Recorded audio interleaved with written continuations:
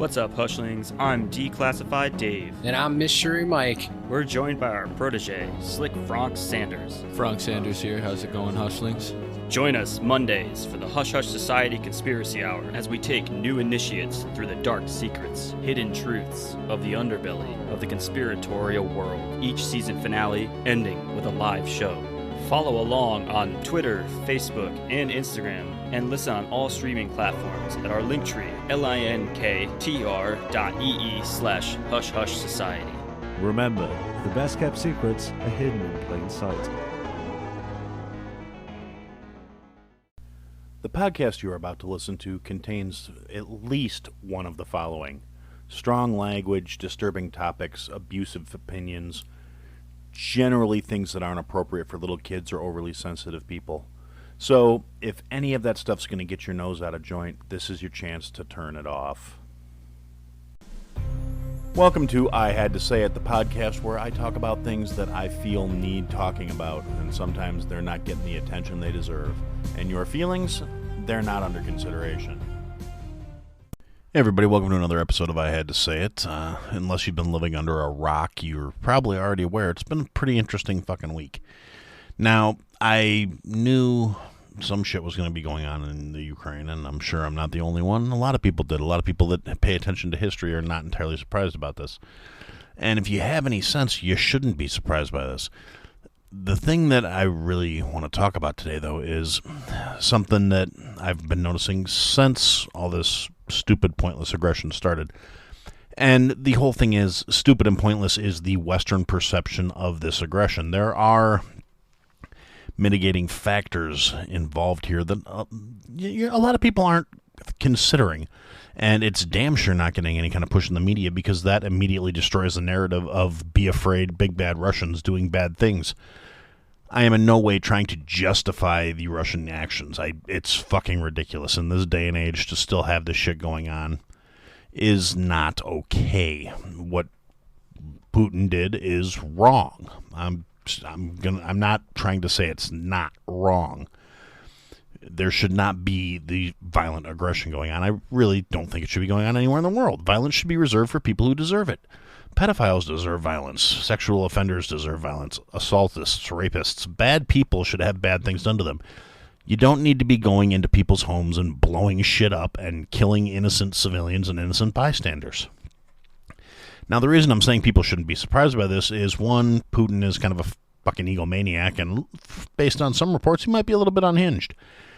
Problem is, the sources I'm hearing that from are sources I generally don't trust anymore. I don't have any faith in mainstream media outlets. I don't have faith in news individuals who spout this shit. They have destroyed their own credibility with me. They push narratives that are utterly ridiculous, and we're going to be talking about some of this narrative pushing that is fucking stupid. And it is a commentary on how little the powers that be think of the populations, that they're pushing this shit and expecting people to eat it up and expecting people not to question it and just toe the line and, toe that party line, follow the established narrative. This is what you need to believe. This is what's wrong with the world. Bad things are bad because we told you they're bad. Now, the first thing I want to say is people are acting like, oh my God, it's the end of the world. There's this violent thing going on. No, it's really not, particularly the way things are being handled at the moment.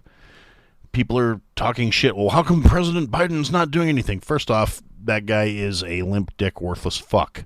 I've said it before. I'm not a fan of his. I wasn't a fan of the guy before him either. I'm not a fan of any of them. And if you haven't figured that out by now, if you're new here, that's my stance. I hate pretty much every politician walking the face of the earth at this point. If you're not new here, you should know this shit already. But the thing about it is, we do not have any real reason to get involved in this, because the United States should not be policing the world. It's not our responsibility. We don't owe it to anybody. We don't have this amazing shining moral compass that grants us automatic authority to tell other people in this world how to live their lives. Furthermore, we do not have any diplomatic alliances with the Ukraine that would require us to get involved. If we got involved as things currently stand, that would be an act of aggression towards Russia. That would be asking for a world war. As it sits right now, this is a regionalized conflict with someone who is not an ally of the United States in any official capacity. Now, Biden, I'm sure, has his issues. There's all kinds of conflicts with multiple politicians who have ties to companies in the Ukraine, ties to energy conglomerates in the Ukraine. Pelosi's kid, I believe, was on the board of one energy company. Hunter Biden was getting a paycheck from one of the Ukrainian energy companies. It's kind of fucking ridiculous. And there's another thing that nobody's talking about if you're listening to mainstream media sources. I mean, other than the fact that Putin seems to be trying to rebuild the Soviet Union, which, as a Gen Xer, that is something I grew up with. All you little millennials and Gen Z kids, you need to realize something. This is not new shit. This is version 2.0. That's all it is. There was an evil empire when we were growing up that was actively posturing and threatening the United States on a semi-regular basis. It was a horrible regime. It collapsed. It died under its own weight. That was the Soviet Union, the communist paradise that some of you uneducated fucksticks are pointing to, saying, oh, well, they just did it wrong. Communism's great. It's why people like me think you're fucking idiots, because we watched what happened. We saw with our own eyes why it didn't work. And we point to it, and you guys just go into that knee-jerk, oh, well, they weren't doing real communism. Yes, they fucking were, you simping idiots. But I digress. The simple fact of the matter is, there was a period in my life where the possibility of World War III was a looming fucking threat. And it was just a fact of life, and we dealt with it. And maybe that's why we're so cynical and jaded and just unfazed by this bullshit. But to try and explain things to the people who don't have as much of a grasp of what's going on, and I'm by no means a fucking expert. That disclaimer should go in your head pretty much anytime you listen to the show. On top of the, if you get butthurt, turn the show off disclaimer that I already put in the show, maybe I'll rework it where it says, I am not an expert by any means. These are my opinions, my beliefs, and the things I have figured out through my own research. If you don't like it, if you don't agree with it, that's your opinion. You're entitled to it. That's your right. Do your own fucking homework. By all means, expand your mind. Do real research. Get outside of your fucking comfort levels and your echo chambers and look at other sources.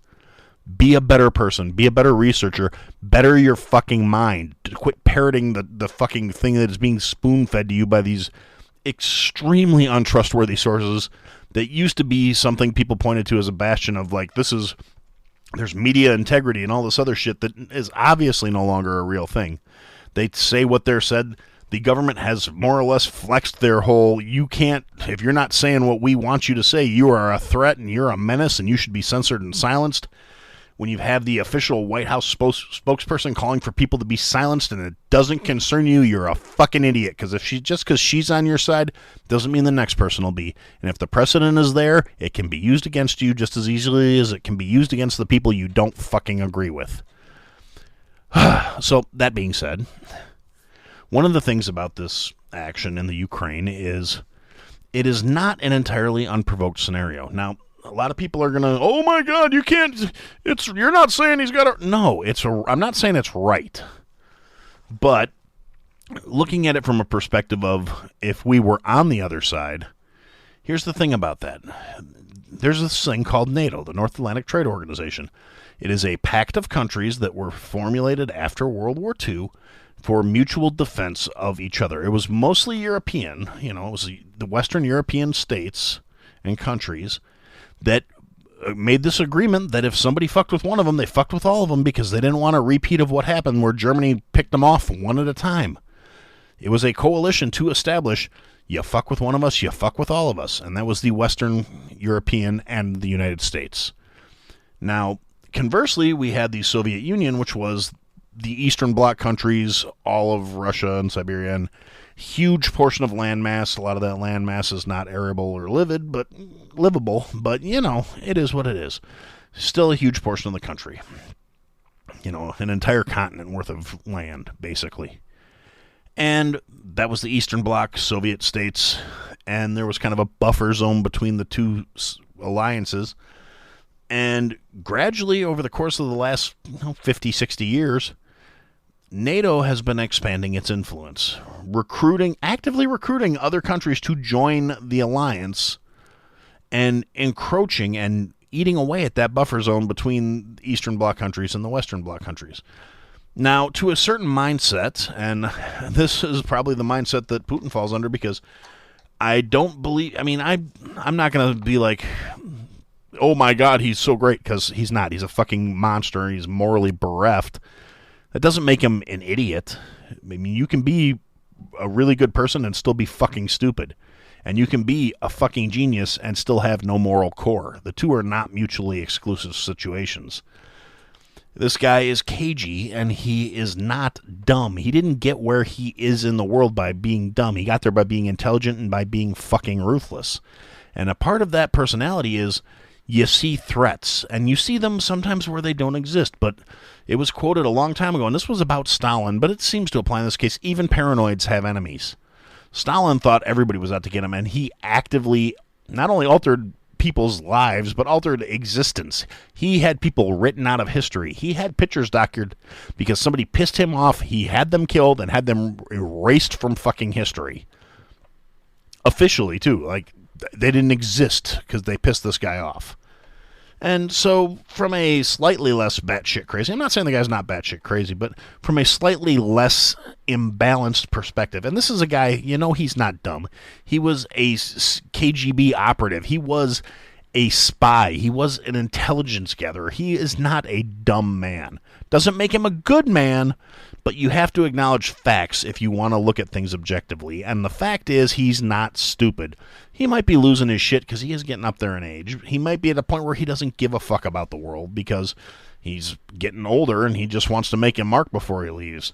Not that he hasn't already made a mark, but to an egomaniac, you can never make a big enough fucking mark. So he wants to either leave behind his legacy or say, fuck it all, we're going to go big or go home.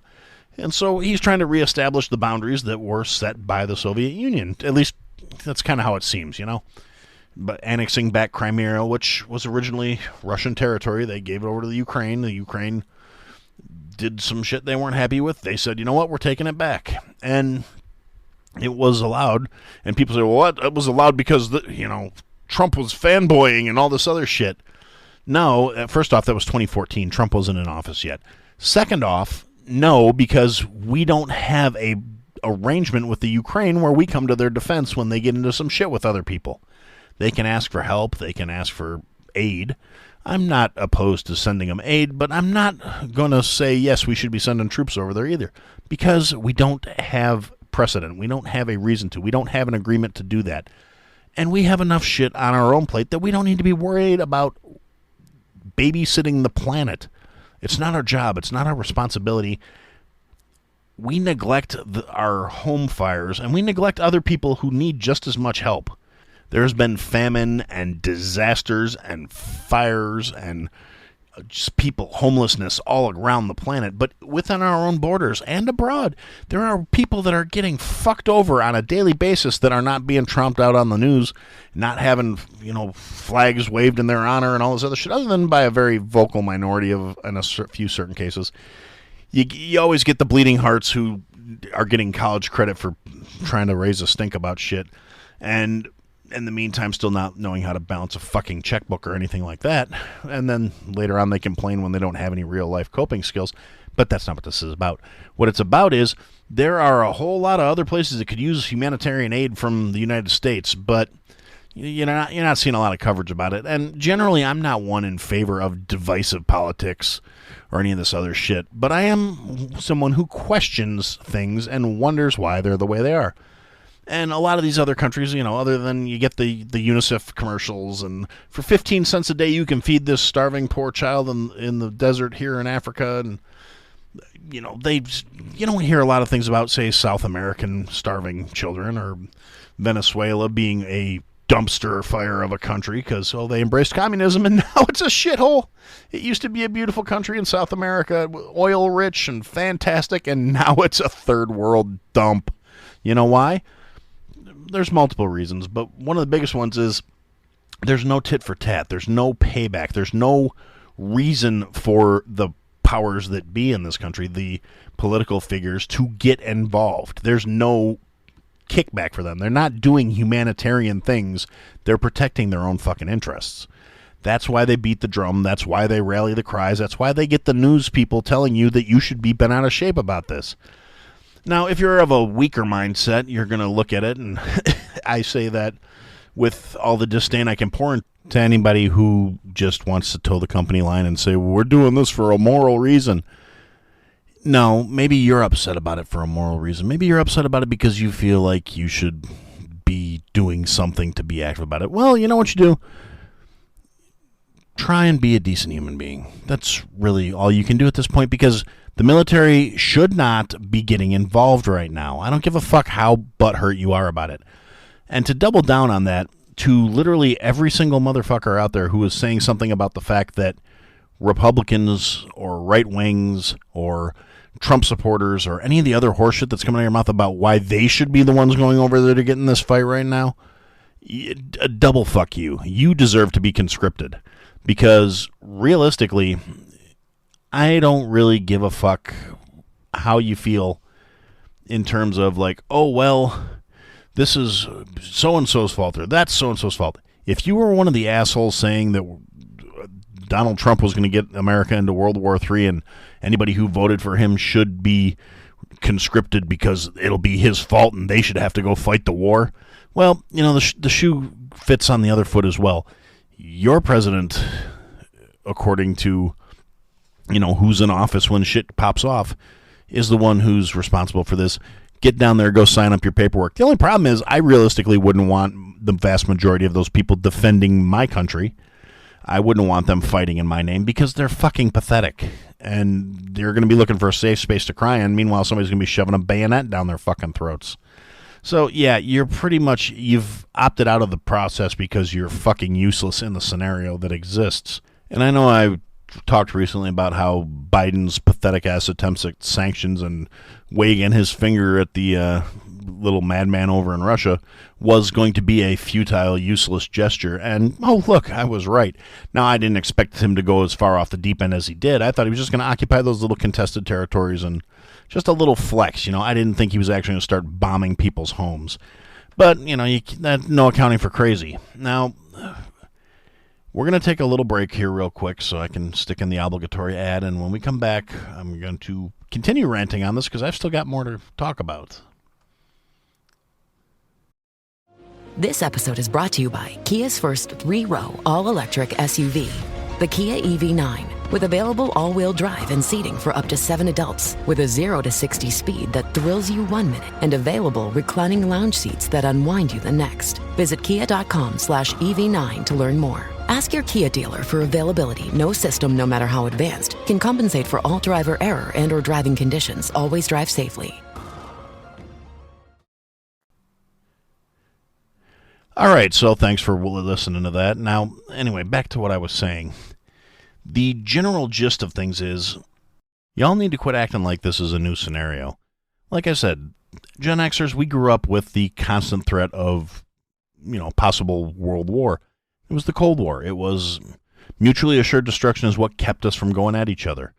And we have people now that are trying to amplify the fear, and the fear-mongering is the mainstream media. It is the government because it's maintaining control. Without getting too deep into the conspiratorial side of things, COVID has pretty much run its course from terms of we can keep you under our thumbs at this point. Everybody's fed up with the shit, and we're done playing pandemic. So they have to have a new thing to fearmonger. I'm not saying the war happened in the purpose of keeping people under control and uncheck. Like I said, Putin's fucking bug shit, I think. He's probably nuttier than a squirrel poop. But, okay, that might be a bit of an exaggeration. But he's not a good guy, and he's not doing good guy shit. And it's not our job to stop him. We're not obligated to the world to somehow commit our country and our people's lives to stopping a shithead. And I feel bad for the people in the Ukraine. I really do. I support giving them supplies and guns and weapons and letting them defend themselves because realistically it's not like it's a fair fight. But conversely, on the other side of that, it's not a fair fight. Putin also does not have the support of his people. He had massive protests in Moscow, and they had to crack down on them and brutally arrest people and have the cops coming in. But that dynamic doesn't work. It doesn't work when you crack down that hard on people, and it hasn't worked throughout the course of history. it increases resistance. It increases people pushing back. There's going to be more protests. They're going to be more vocal. This guy does not have a lot of support globally. He's got backing maybe from like China. And that's probably, they're okay with it because he's taking the heat off of them. I'm sure North Korea is thrilled with him doing this shit because we're not looking at them at the moment. And maybe they'll try some shenanigans too. Maybe they'll be like, oh, well, everybody's occupied with that. Maybe we're going to launch a few missiles into Seoul or some stupid shit. You never know with these guys. They don't live in the real world. They live in their idealized version of things where they are the ultimate end-all, be-all of what's right and what's wrong and what's going to happen.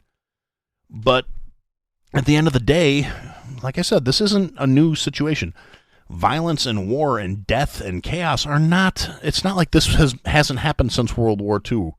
We had Korea, we had Vietnam, we had the first Gulf War, we had the second Gulf War, we had the war in Afghanistan. 20 years ago in September, it'll be 22 years coming up this year, actually, 21 years ago. So a lot of the people that are bitching and whining about this were either infants or not even born yet when the last conflict the United States was in started.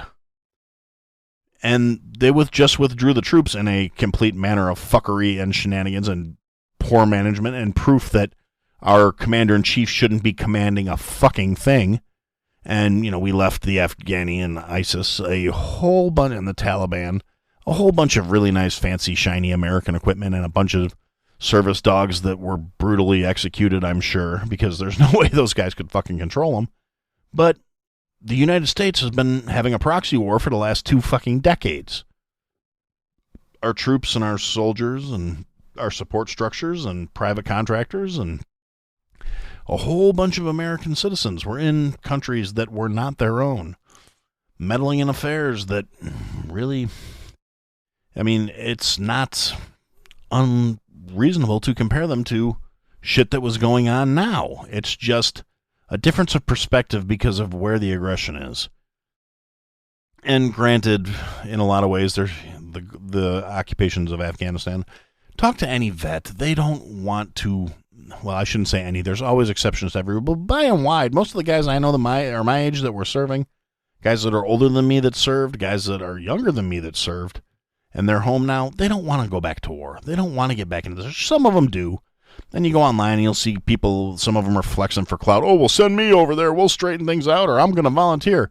Well, if you really got that much of a hard-on to actually go volunteer and go over there and you miss killing people and you want to get involved, or you really feel that indignant about what the Russians are doing, there is a Foreign Legion defense organization that's been set up for the Ukraine, and you're more than welcome to join that. All you need is a valid passport and proof that you had military or policing experience, because they're not taking just random civilians.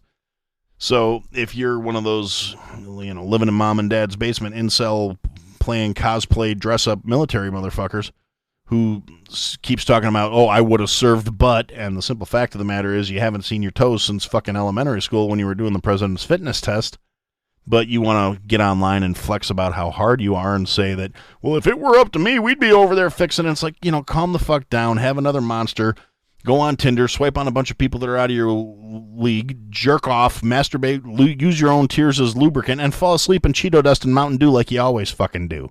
Shut the fuck up. Nobody buys your clout chasing. Seriously. The simple fact of the matter is, violent conflict is not a new thing.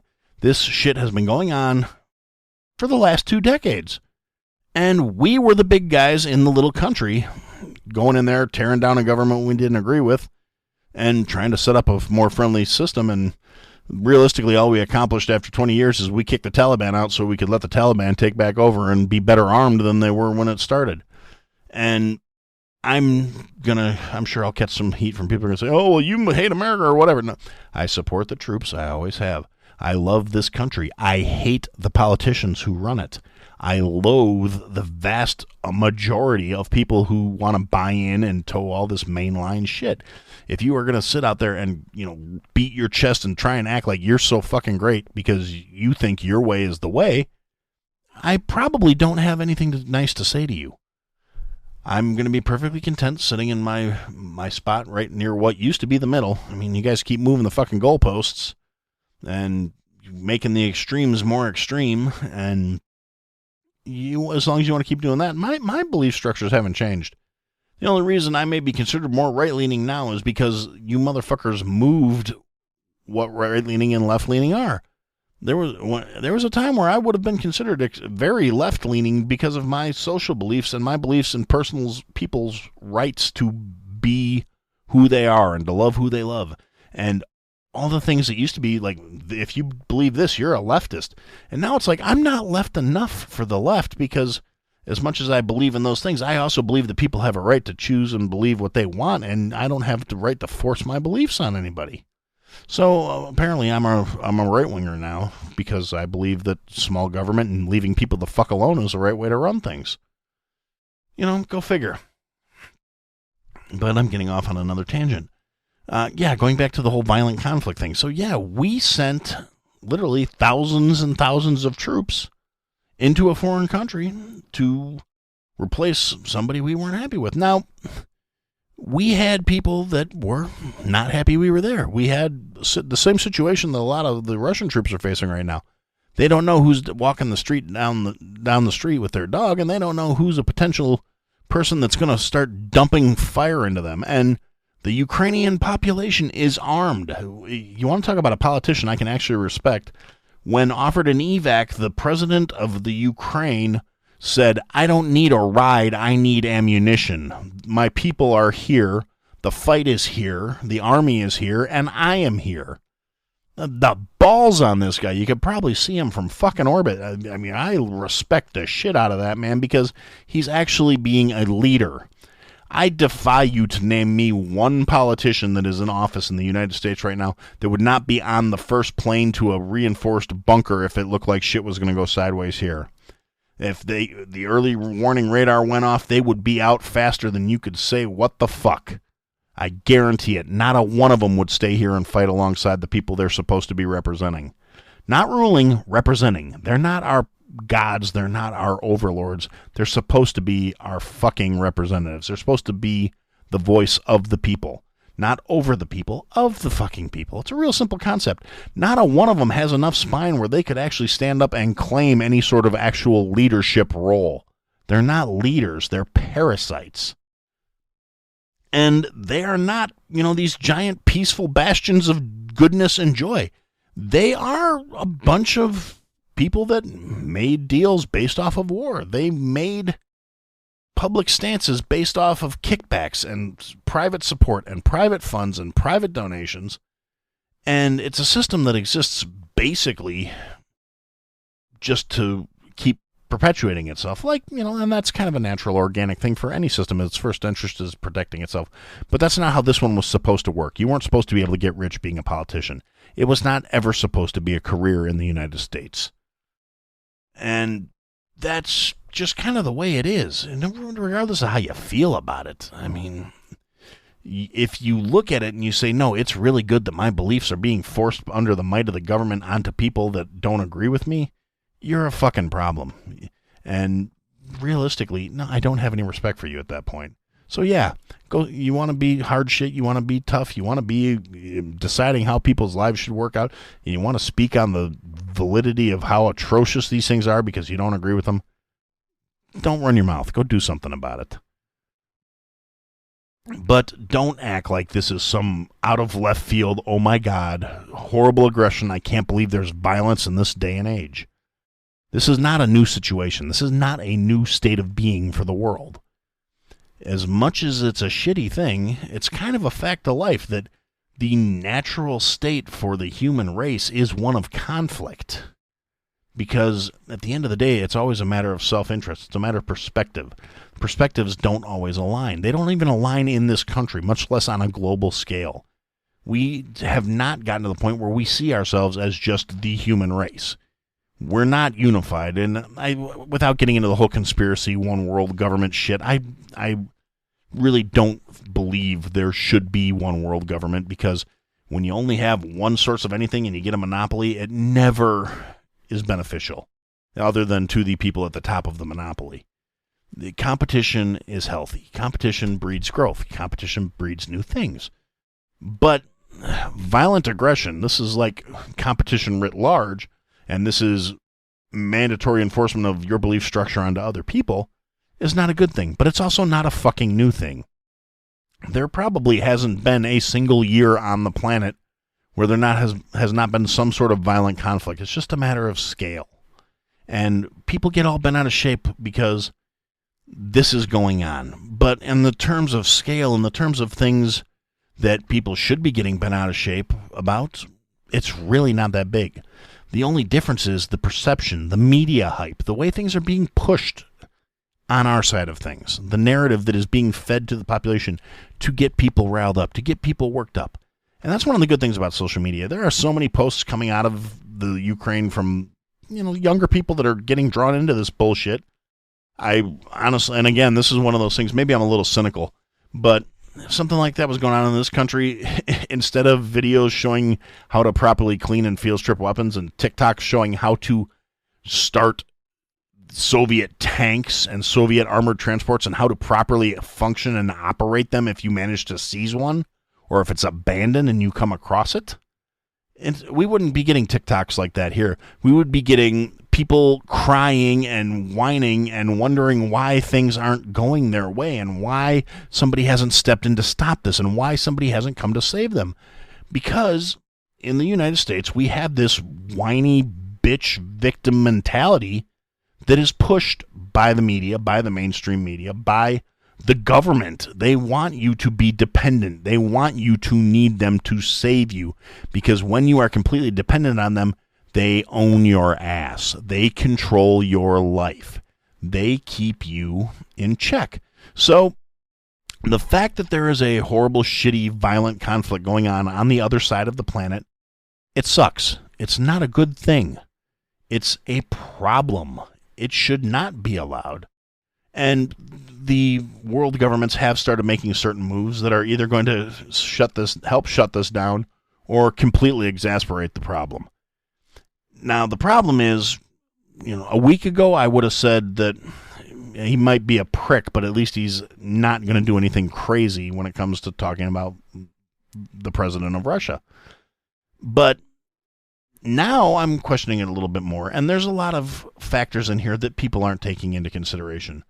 Like the fact that a large portion of Eastern Europe is dependent on Russia for their energy needs. They get their fuel oil from there. Some of them buy their electricity from there. And they haven't cut that off yet. I'm saying yet because there's a very real chance it may happen. And one of the reasons it may happen is the global banking system has basically cut off the ability of Russia to get paid for the services and goods they're providing. They're not able to get the money from the global bank fund. And that could push them into a position of being a little more desperate. And they're going to either try and end this through escalation, which is how we ended World War II. We didn't want to go into Japan and start fighting there on the mainland in Japan, and it was a matter of escalating to show them how bad things were going to get. That's why the nuclear bombs were dropped at the end of World War II. That's what ended World War II. Japan was a tiny little country that was surrounded, outnumbered, outgunned, and they were ready to make us pay for every square inch of making them stop until we turned two of their cities into ghost towns and vaporized people.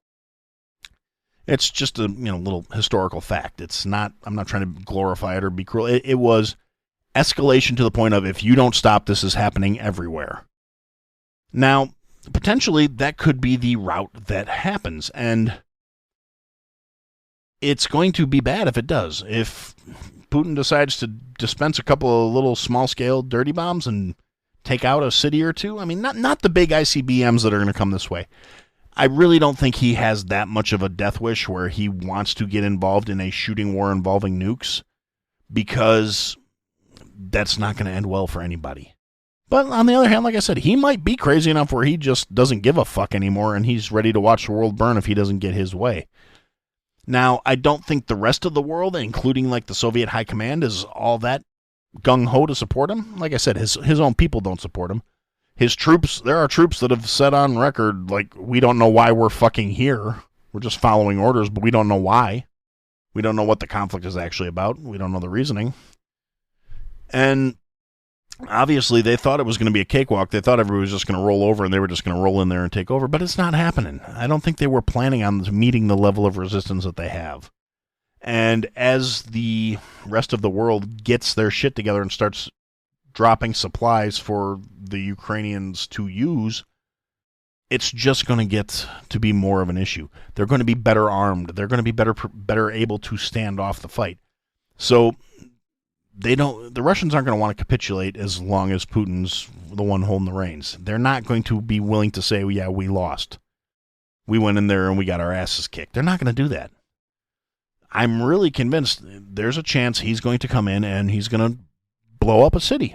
He won't do it with a missile, I don't think. I think if it comes down to it, if we see, say, one of the major towns in the Ukraine, all of a sudden all the Russian troops start pulling back, there's a really good chance that, there may be a mushroom cloud where a city used to be, and the civilians are going to be fucked. I pray to God that it's not handled in a manner where they think it's an actual withdrawal like the Russians are giving up, because without some formal declaration of surrender or cessation of hostilities, if they all of a sudden just start all bailing out, they probably left something in a building somewhere that's going to be an unpleasant surprise for a lot of people. They have suitcase nukes that can take out a small city. It's not like they would have to make a big scene about getting it there. All they need is somebody that's willing to set it up. And I'm sure there are probably a few people that believe in whatever's going on enough that they could be convinced to do it. Or they believe in Putin directly well enough to do it. Or they were promised a better life for their families. I mean, there's all kinds of leverage you can use on people and ways you can get them into your way of thinking, into doing things that are really not good. History has shown that for a long fucking time.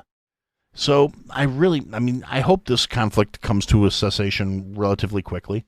If we've learned one thing through global conflict in the last couple of decades, it's that realistically, a determined population that doesn't want somebody there is going to keep fighting and is going to make it crazy and is going to make the losses keep mounting. And occupations are expensive and occupations are logistical nightmares. And then you never know what the next people in the seat of power are going to do. I mean, I think Putin's probably in a better situation to pick his successor, so it's probably going to be somebody a little more like-minded to him or someone he's approved of, unless things go really sideways and somebody comes after him. I mean, just because it didn't work in World War II doesn't mean it wouldn't work to stop World War III, but I'm just putting that out into the ether. But there's a lot to consider about these things, and none of it's good. But it's also not nearly the nightmare that the world's trying to make it into in the Western world. It's a shitty, horrible thing. I'm sad people are getting killed for something they had nothing to fucking do with. I'm sorry this guy's dick and his ego got so in the way that it cost people their lives. I really am. But conversely, I'm also not freaking out, acting like it's the end of the world and we have to act now to stop him. Now, if he does happen to take over the Ukraine and manage to collapse the government and break the spirits of the people, which I don't think is going to happen soon, and I think as long as we keep dropping them supplies, it's not going to happen because they seem like a pretty feisty bunch. Well, let's say he theoretically does conquer the territory. Now he's starting to butt up against NATO allied countries. And if he decides to commit, that's where the problem comes in. That's when he's going to be fighting Europe and the United States, our allies. It's going to be a utter shit show.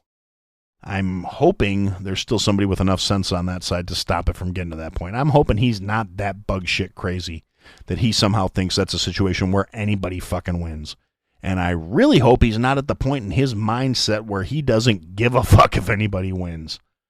I mean, it's a line from a movie, and it's a little bit hokey, but it's true. Some people just want to watch the world fucking burn. And, I don't want to be alarmist or raising paranoia or freaking people out, but it's a real possibility. We grew up with that possibility. It's not a new concept. It's not a new thing. And for a lot of people in this world, it's not always... It's been this way forever. There have been foreigners in their countries invading and killing and shooting people they knew because they didn't agree with them or because they wanted to do something to get them out, and bad shit happens. And that was us. It's as much a matter of perspective as anything else. Now, I'm not saying there's any perspective that makes it right that you drove into another country and started killing the people that were fucking there. that live there that did nothing to you. At least nothing overt. It's not like they flew buildings into anything, but that could be a whole nother conversation. Let's not forget that the day before 9/11 happened, the Pentagon announced that it had lost a couple $1 billion billions. Trillion. I think it was $1.6 trillion or something like that. The Pentagon just couldn't account for it, just fucking missing.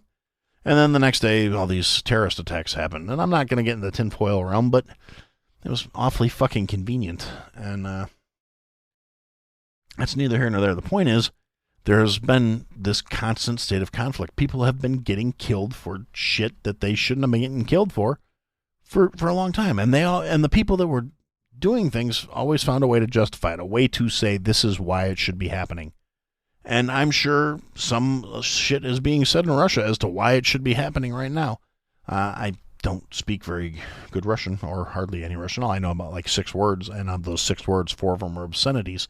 So I really don't have a good grasp on things because I can't go directly to the source. But I'm sure there's a certain degree of propaganda being put out to the Russian people to explain why they have to do this and why the military needs to be out there tearing shit up and why they need to be putting their people's lives in jeopardy for some reason. I like I said, it doesn't make any sense to me. I'm not pretending to grasp it. I'm not saying it's okay. What I am saying is it's not anything fucking new. It's a different setting with the same play. It's going from Broadway to downtown Chicago. It's a different venue for the same old song and dance. There's an aggressor. There are victims. There are people that aren't going to put up with the aggression and fight back. The only thing about it is your perspective comes from where you're looking at the fight happening. So I don't pretend to have any answers. I don't pretend to know what's going on. It's just the thoughts I have about it. So if you made it this far and you're still listening, thanks for listening, and that's what I had to say. Thanks for listening to another episode of I Had to Say It. If you liked what you heard, leave a review, give us a follow, give me some feedback. And if you didn't like what you heard, leave a review, give me a follow, give me some feedback. I'll try and fix it. Check us out on all the social media platforms at I Had to Say It Podcast is the trigger for all that stuff, for the search term. And if you want, check out the website, www.ihadtosayitpodcast.com. There's links to people that have been involved with the program, things I've talked about. There are some links available for some merch that we're working on, and there are ways to contact us there as well. And thanks for listening, and I look forward to talking to you again soon.